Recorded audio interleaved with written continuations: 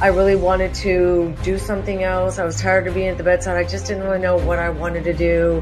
I'm going to report it because I can't come home and tell my wife I've lost my license because I didn't do what I need to do. Listen to your staff, please. Listen to your staff. They are on the front lines. I don't want to see you.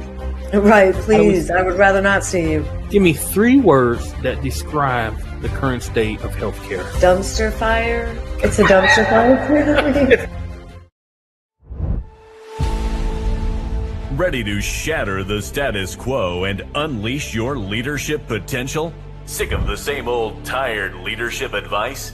Well, get ready to disrupt your thinking and transform your leadership skills. Welcome to Sound Leadership with DJ, the podcast that's about to challenge everything you thought you knew about leadership. Join DJ as he dives into the trenches with industry trailblazers, exploring the real issues leaders face today. From innovative strategies to proven techniques, we'll uncover the secrets to taking your leadership from good to great. Get ready to be inspired, challenged, and equipped to conquer new heights. Join the movement and let's redefine leadership together. This is Sound Leadership with DJ. Leadership redefined. All right, we are back with another one here on season 3. I want to welcome you to Sound Leadership with DJ, the podcast dedicated to exploring the essence of leadership. Here, we're all about connecting with visionary thinkers and trailblazers who have reshaped the landscape of leadership. Every episode is a new adventure where we walk side by side with leaders who have achieved remarkable success. We trace their journey from their humble beginnings to leadership prominence, uncovering the challenges they faced along the way and the wisdom they've collected. In this episode, it is no different. I am thrilled to feature Maggie. Maggie has a master's degree in nursing. She's a dynamic leader and an advocate for the healthcare industry, specifically for nurses. See, Maggie isn't just no ordinary leader. We don't do ordinary on Sound Leadership with DJ. Maggie is the CEO and founder of Advocates with Nurses. Maggie brings over 24 years of critical care nursing experience. She empowers nurses and organizations worldwide through education, advocacy, and community building. What more could you ask from a nurse? With a focus on compliance, investigation, investigative support, and policy development, Maggie ensures that nurses and healthcare organizations are protected and thrive. Her unique approach fosters better patient outcomes, reduces litigation, and creates a culture of support, compliance, and excellence. As a published author, speaker, and activist, Maggie brings nursing concerns directly to the policymakers and is dedicated to spearheading transformational change. In our conversation today with Maggie, we'll discuss the importance of nurse education, dealing with the Board of Nursing to protect your license and business ownership. I told you this is going to be an exciting episode. This is a conversation that you won't want to miss. So join me as we sit down candidly to talk to CEOs, entrepreneurs, community influencers, and other leading figures as they share their stories, their strategies, and their pivotal moments defining their leadership journey. Whether you're refining your leadership skills or just starting out to carve your path, Sound Leadership with DJ promises enriching content tailored just for you. But before we begin, we want you to stay engaged, and you can do so by following us on LinkedIn and YouTube at Sound Leadership with DJ. We also want you to follow us on your favorite social media platform. Your favorite platforms such as Apple Music, Alexa, iHeart, so much more. Simply search Sound Leadership with DJ and hit that subscribe button. Now it's time to be prepared to be inspired, motivated, as we go down this transformational journey with Maggie. Welcome, Maggie. How you doing? I'm well. How are you? Hey, I am okay. I'm excited to get you on this podcast. I have been trying to court you forever, but you're helping nurses all across the country. You're speaking at events. You're doing all the things that you do as a business owner, as a leader. So thank you for coming on Sound Leadership with DJ. I really appreciate the opportunity to speak with you. So I did that introduction, but it doesn't hold a candle to who Maggie really is. So out of your words, out of your mouth, who is Maggie? Well, where to start there, right? I mean, so I think, talk about our journey. So I've been a nurse, like you said in the little intro, for 2 decades. Started with an associate's degree, which I'm very big on. That's, I think, a great introduction to getting into any profession. I did go on to get my bachelor's degree and then get my master's degree. And then along that way, I worked in the ICU, the ER, pre-op, PACU, endo, IR, cath lab, pretty much everywhere but labor and delivery. And quite honestly, I can say that's my choice. Screaming women and babies, I'm out, I'm out, I'm out. Um, I did spend some time after about 15 years at a board of nursing, and I did learn how the ins and outs of that agency to a certain degree. Didn't spend too much time there. I did come back on out and study up on administrative law and the rules and regulations that we're already supposed to know and how that dictates our professional license. And just some of the things that I saw, it just changed me. It really did. Like I said, I went on to get my master's degree in leadership. I became a Hey, civil expert. Yeah, I became a civil expert.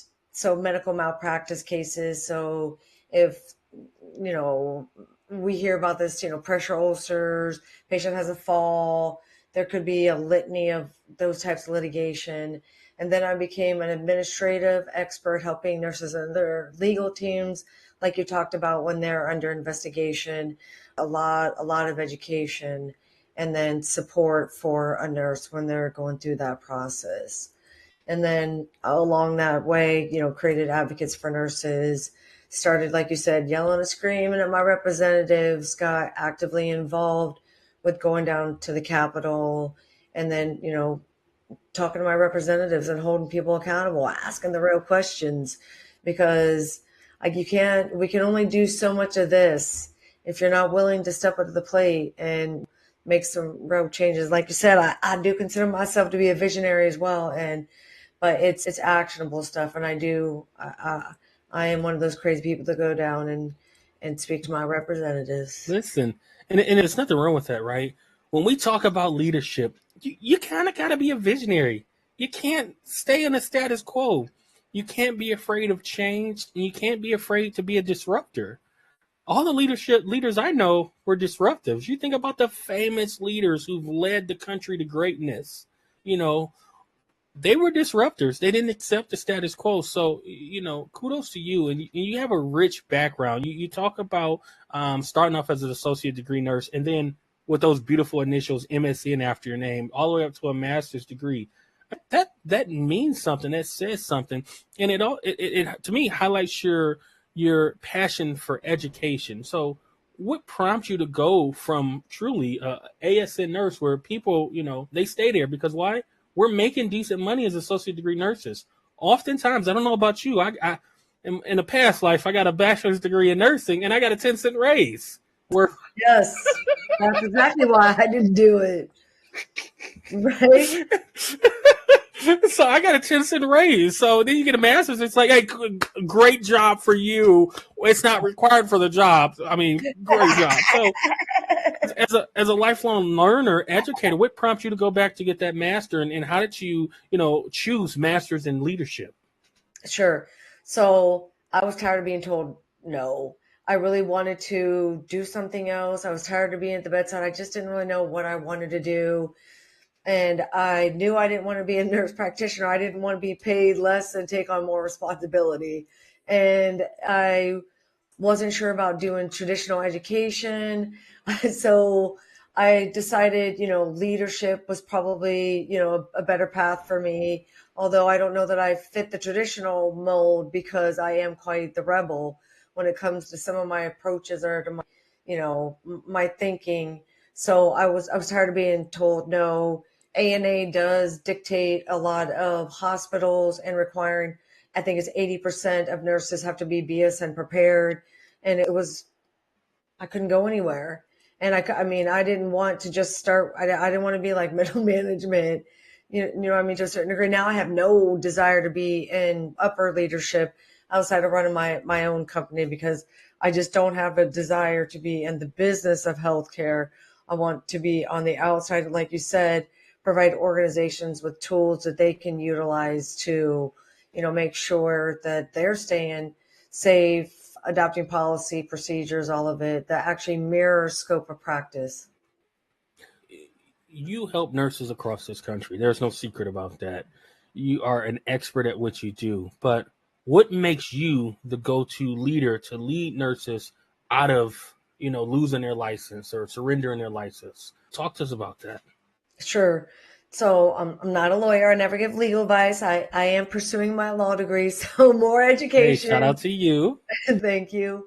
Um, I bring something unique to the table. I was a prior investigator for a board of nursing. I did go to national training, clear training to learn how to investigate.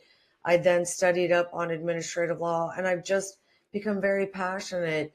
I help lawyers. I look at the violations. We look at the rules and regulations.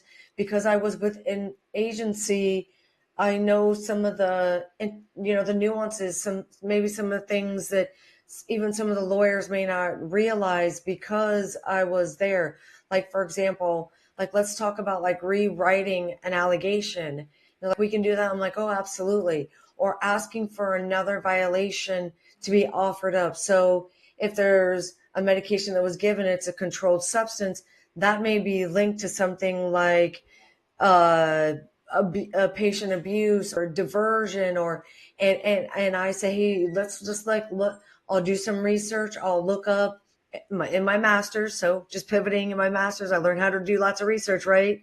And I'll do the additional research, and I'll look to see, okay, so let's look at Minnesota's rules and regulations. So this is what maybe we can offer up in lieu of what they are, and let's rewrite the response. Let's make it a little bit more robust. And then, because that's going to be on nurses for life. So because I am a nurse, because I've never left the bedside, oftentimes I know what the Pyxis is. The lawyer doesn't. I know what the plum pump is. The lawyer doesn't. So there are oftentimes not enough RNJDs out there as well, because I was with an agency, because I have so much bedside experience, just further pulls all that, I think, together to make me an expert in what I do. And then I'm really heavy on the education. I'm very, very heavy. A nurse reached out to me the other day, has to do a declaratory order. And I'm big on, let's get you the education. So that's what I did. There's a 2-page handout, and let's talk about what a declaratory order is. So, like you said, you've worked at the bedside. You went back to get this master's, and you got into leadership because you didn't want to be a nurse practitioner. What is, well, let's call it space. Look, I didn't want to be a nurse practitioner. I have plenty of friends, but I didn't want to do it. I didn't want to do the clinical hours, but it's neither here nor there. So I go back to, once again, what about leadership intrigues you, right? Because you could have did informatics, you could have did nurse education, you could have did, public health. But what about leadership intrigued you to say, let me go up and hone and sharpen my leadership skills? Because I do feel like that I'm already drawn to this space.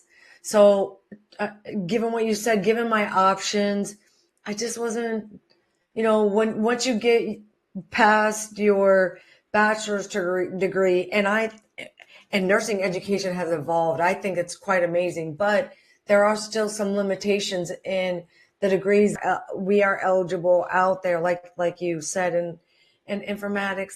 No, stop. I wasn't interested in that at all. I love these people. These people make our lives better, but I can't be one of these people.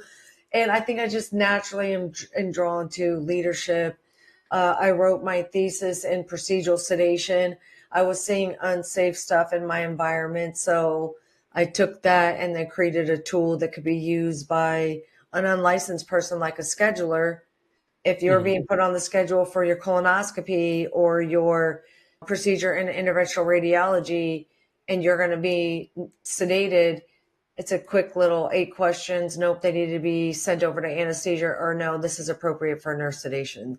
So the long and short of it, I just felt like with given my options, that a leadership degree just best fit my personality, kind of my goal, because I didn't really know what I wanted to do, quite honestly. I had an illusion, maybe CNO, nursing on that side, but I think more of running my own company has been how that's benefited me. That is commendable and understandable, right? You knew where your lane was, and your lane was in informatics. Your lane wasn't nurse education. Your lane was leadership. So let's dive into it, right? You're an expert at what you do. How do nurses stay out of trouble? I'm just going to ask you, how do we stay out of trouble? What can we do to stay out of trouble? As much as we want to help your business, I don't want to see you. Right, How do we? please. I would rather not see you. I don't want to see you. Oh, here, I'd like to educate. So that's what I try to do. I try to educate. So what can you do? Number one, professional liability insurance. It doesn't matter if you're the CNO, you're the NP, you're the CRNA, you're an LPN, because we're all nurses. So professional liability insurance. And number two, more often than not, just think about any type of litigation. What's going to be subpoenaed? The medical record. I mean, think about it. Now, if you're in leadership, staffing, like in a leadership role, you get reported to a board of nursing. It's going to be related to maybe a sentinel event. That's a little bit far reaching depending on the role. If you run a practice, you're a nurse practitioner. Oh, wow, the litany. We don't have enough time for the possible litigation there. Even more reason why you have to have professional liability insurance, policies, procedures. You reach out to a lawyer who does this and helps you set up all your stuff. If you've crossed over to entrepreneurship, if you've crossed over to alternative medicine, I've unfortunately had a couple nurses reach out to me who are doing functional medicine as RNs, took some education that's for the general everyone. So it could be MDs, NPs, nutritionists that take the education, and it's generic education.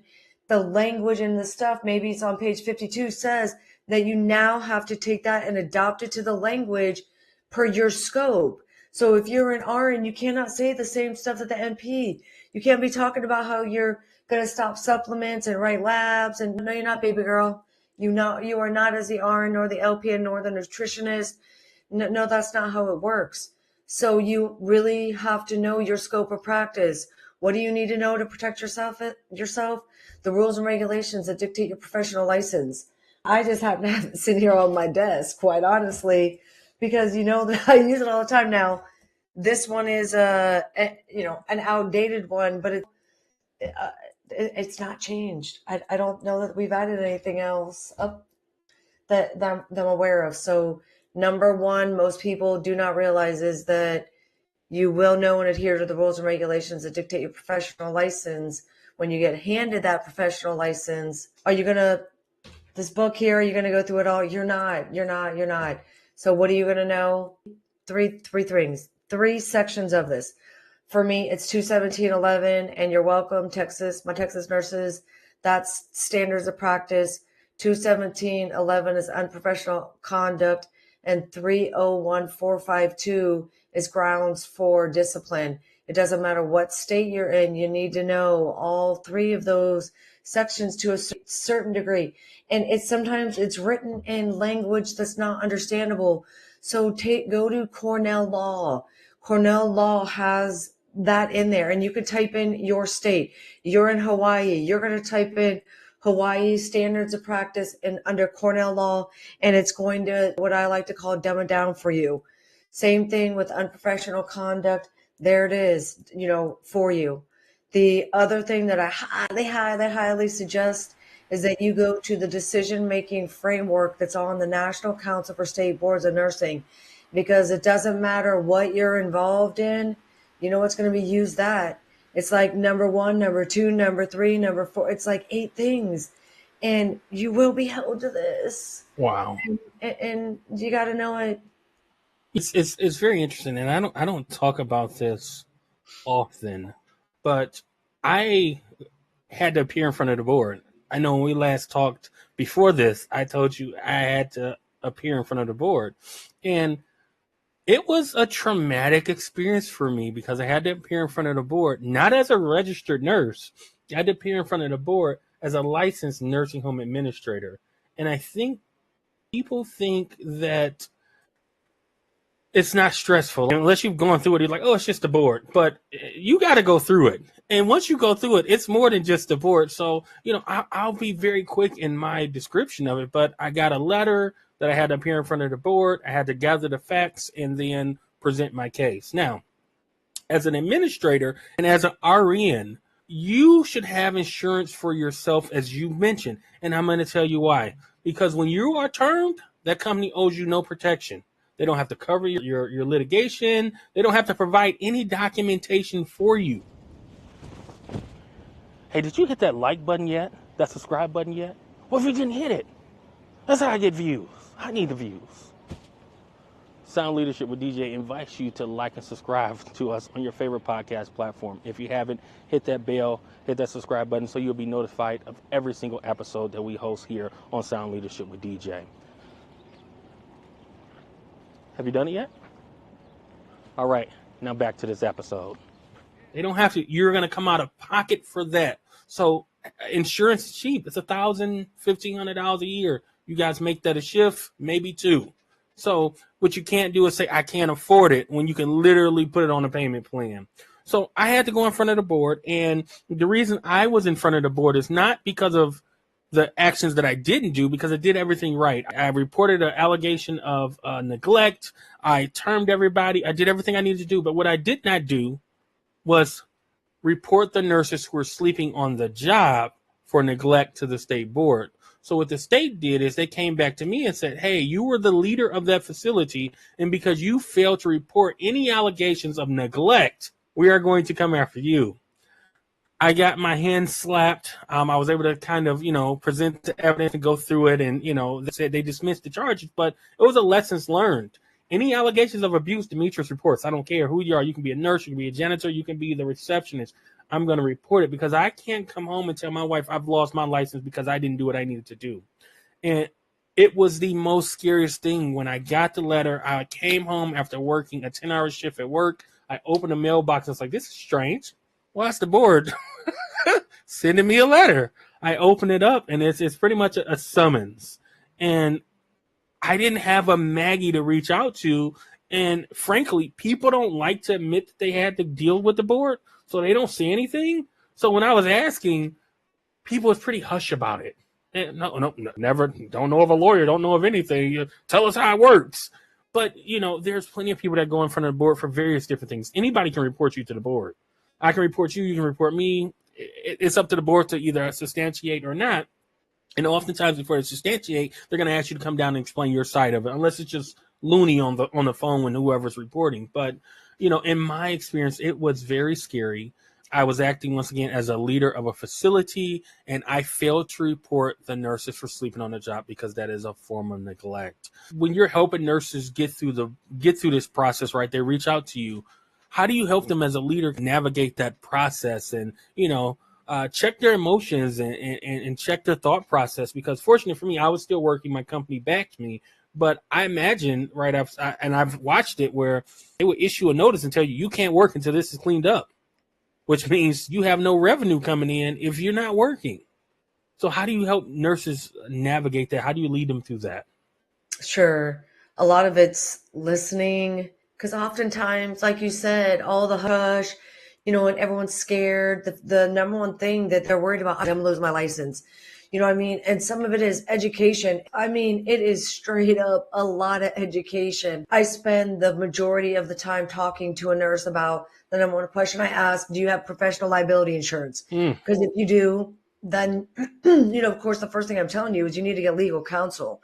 If you get a letter from a board of nursing, you need to get legal counsel first and foremost.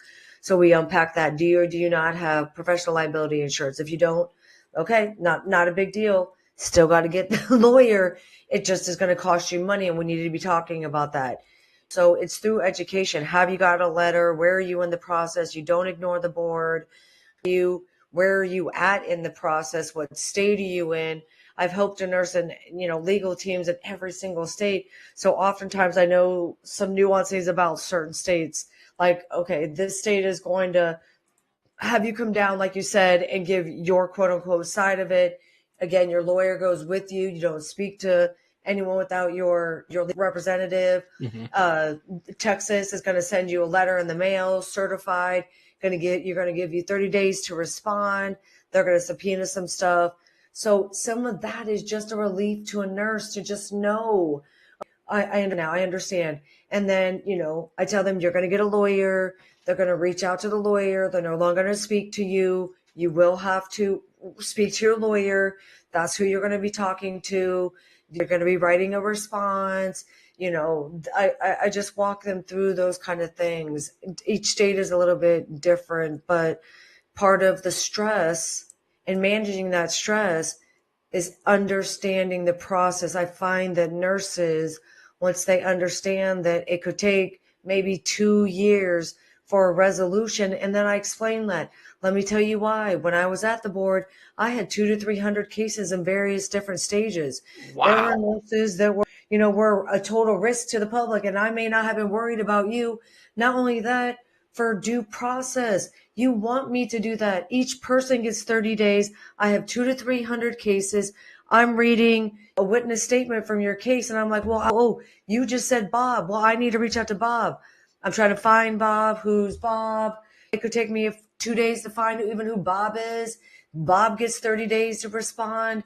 Then Bob says something. I need to reach out. Do you see what I mean? Yeah. Oh, yeah. It could take me a minute to get all the evidence that what I need to unbiasedly look at what the facts are, do research like you do as an expert to pull that all together. Because as the investigator, I was creating the case review for the legal team because I was the nurse with the experience for practice cases. So Wow. I would hope, just part of understanding that it could take that long. You're going to get a letter at every 3 months that says, hey, yep, we're still looking at your case. Wow. Stand by. So oftentimes it's heavy on the education. I have lots of handouts. When I say lots of handouts, I mean like 30. And then if I cross something that I haven't before, I'm just going to create that education.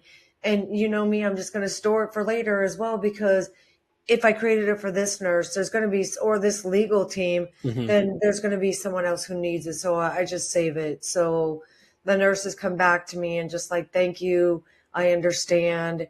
It helps to alleviate a large piece of that stress. So I think I summed that up. So through education, listening, and then just the litany of resources that I really try to provide them. Maggie, you have been a breath of fresh air on this podcast. And if the listeners are just joining us, if you're watching us on YouTube, watching us on LinkedIn, and maybe checking us out on iHeart, I have Maggie Ortiz here. She is the owner of Advocacy for Nurses, and she has over 24 years of experience in critical care, and most recently launched her business to help nurses through various stages of their legal troubles with the Board of Nursing. I want to ask you something. I want you to choose your words wisely. Give me 3 words that describe the current state of healthcare. 3 words. Dumpster fire. It's a dumpster fire. I don't know. Is that 1 or 2? I don't. I'll give it to you as 1. Okay, it's a dumpster fire. Yeah. So I'll take it. So it's a dumpster fire. I think most of us will agree with that. Healthcare is kind of evolving and doing its own thing right now. And, I put out, I was on a podcast, Dana's podcast a couple of weeks ago, and I said healthcare is not what I thought it would be. And that's why I got into leadership, because as a nurse, I wasn't making a difference. I talked about the fact that I couldn't pass medications because the patient insurance didn't approve it, but I got it at the bottom of my card. I'm trying to understand how I can't give this LASIK, but I got it at the bottom of my card. Help me understand. So from a leadership perspective, how do we put out that fire? What can we do to put out that fire? Wow, where to start? Wow, you just opened a whole, my goodness. We have to get some of the structure of business out of healthcare. We need to start integrating one another, all ancillary staff, MD, PT, pharmacy, rad techs, everyone. We work in these environments, oftentimes very stressful environments, but yet we don't train together. We don't do education together. Wow. The I love best that. organizations that I worked at was at Lackland in the trauma ICU in the early 2000s when it was still, active duty. It's not, it's now it's for all retirees. It was a level 1 trauma center. And then when I was at Brooke Army Medical Center in the level 1 trauma center, it's, these people Wow. all train together. They all come together. There were nurses who outranked doctors, and that doctor had to call her ma'am.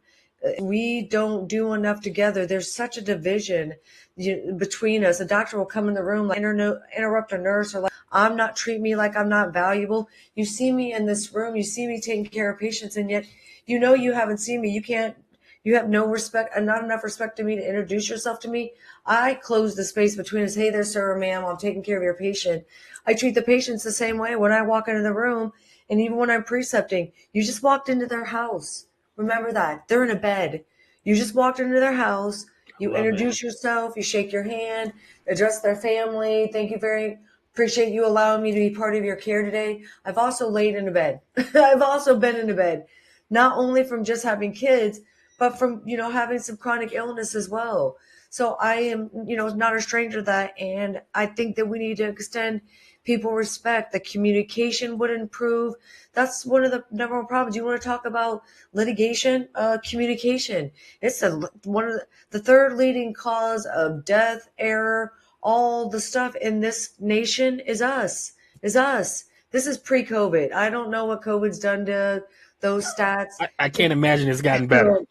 True story. Say that again. So Say that again. And then you it's 10th in the nation in the world due to communication. We have to communicate with each other.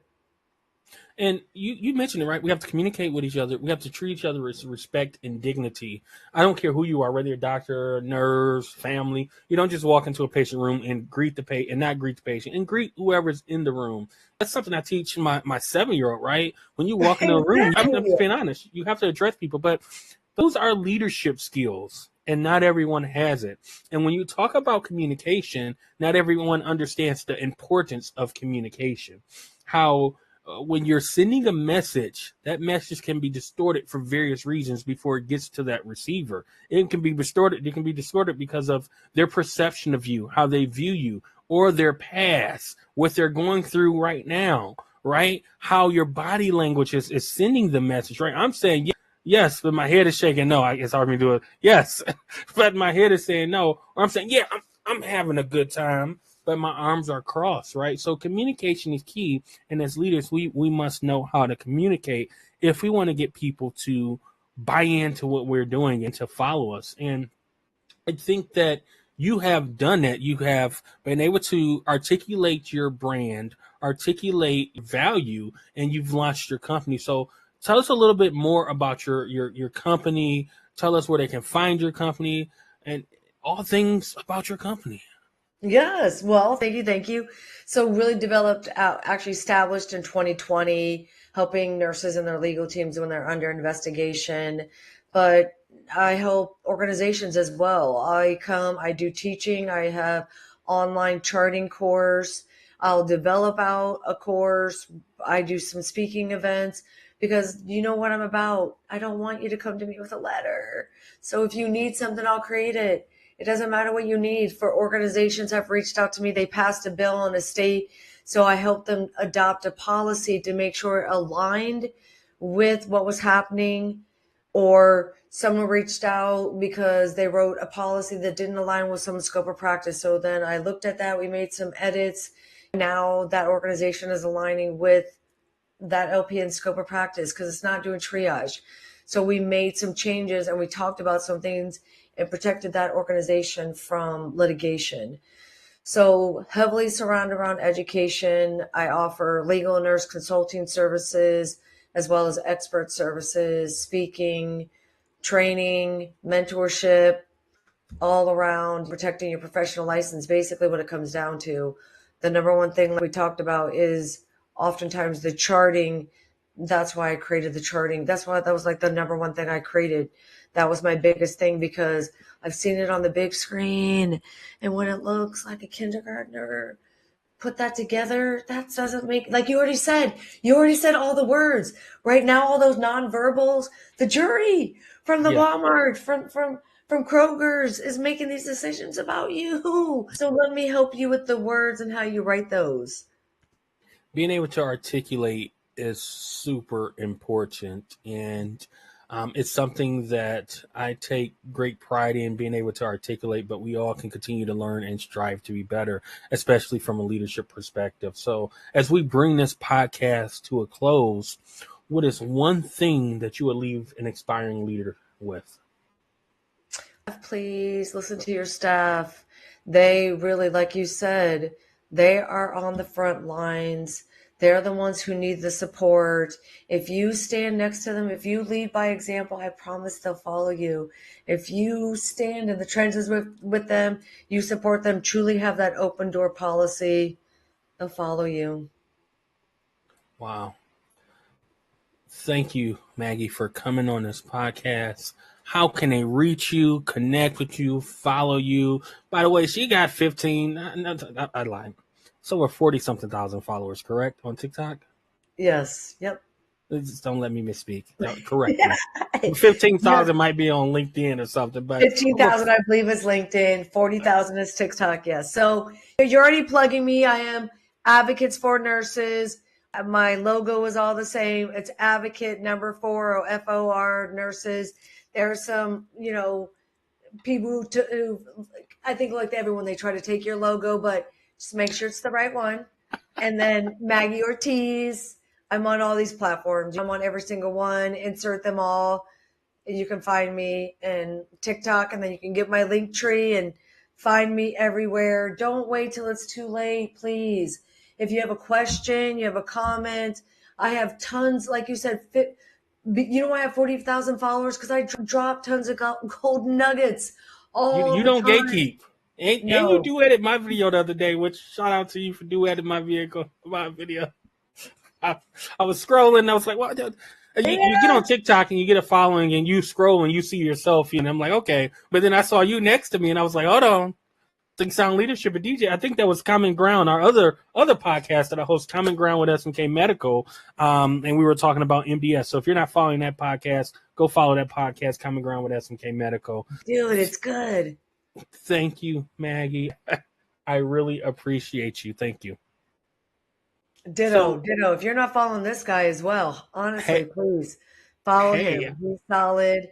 He will get you guys. He has helped me. I am here to tell you, he has helped me and my daughter. And again, thank you. I cannot thank you enough for the guidance, the suggestions. If you need anything, let's plug this guy. He does everything. He does more stuff than I do. If I have a techie question, I'm calling this guy. I don't mess around with that stuff. He's my go-to guy. Listen, I appreciate the love, but this podcast ain't about DJ. This podcast is about bringing leadership to the forefront, and that's why we got you on the podcast. So I thank you once again for taking time out your day when you're reviewing case files, you're studying for law school, and you're doing everything that you're doing. I just appreciate you for coming on Sound Leadership with DJ. And to the audience, right? I want to thank you for embarking on this leadership journey here on Sound Leadership with DJ. Today's episode has been filled with insights, inspiration, and wisdom from Maggie. If today's conversation sparked a new ideal, inspired action, or simply left you wanting more, we invite you to connect with us. Explore more of our world by following us on YouTube and LinkedIn at Sound Leadership with DJ, where the conversation continues. Don't let the journey stop there. Subscribe to Sound Leadership with DJ on all platforms, including Apple Music, Alexa, iHeart, and so much more. Simply search Sound Leadership with DJ, hit that subscribe button, never miss an episode. Hey, as we part ways today, remember, leadership is a journey, not a destination. Keep striving to learn and grow and never give up on your goals. We're honored to be a part of your leadership voyage and eagerly anticipate welcoming you back here soon for more informative and transformational discussions on Sound Leadership with DJ. Until next time, keep leading, keep growing, and remember, within Sound Leadership with DJ, you're always in good company. Thanks for tuning into Sound Leadership with DJ. If you like this episode, be sure to subscribe to the show on your favorite podcast platform. Share your favorite takeaways with a friend or colleague. Leave a review and let us know what you think. And remember, leadership is not just a title, it's a choice. Choose to lead with purpose, passion, and impact. See you on the next episode.